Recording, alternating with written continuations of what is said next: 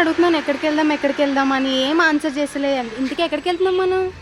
కొత్తగా కాశ్మీరీ బ్యాంగిల్స్ వచ్చినాయంట కదా. అవును. ఏమైనా షాప్లో ఉన్నాయని చూద్దామని వస్తున్నాం. అవునా? హలో ఎవ్రీవన్, విన్నారు కదా మా అత్తయ్య అయితే కాశ్మీరీ బ్యాంగిల్స్ తీసుకోవడానికని ఫ్యాన్సీ షోర్కి అయితే తీసుకొచ్చారు మమ్మల్ని. సో ఇక్కడైతే చాలా కలర్స్ ఉన్నాయి అండ్ చాలా బాగున్నాయి.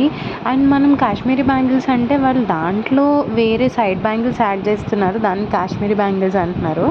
సో ఇక్కడైతే మేము చూస్తున్నాము, మాకైతే ఫ్యాషన్ షో కాంపిటీషన్ ఉందన్నమాట వాళ్ళ కాలేజ్లో. సో దానికోసం అని చెప్పేసి ఇంకా బ్యాంగిల్స్, ఇయర్ రింగ్స్ అవన్నీ తీసుకోవడానికి అయితే వచ్చేసాం ఫైనల్గా.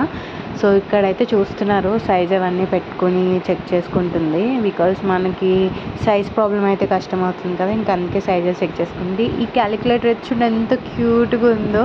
సో ఇంకా ఫైనల్గా అదే కలర్ బ్యాంగిల్స్ తీసుకున్నాము.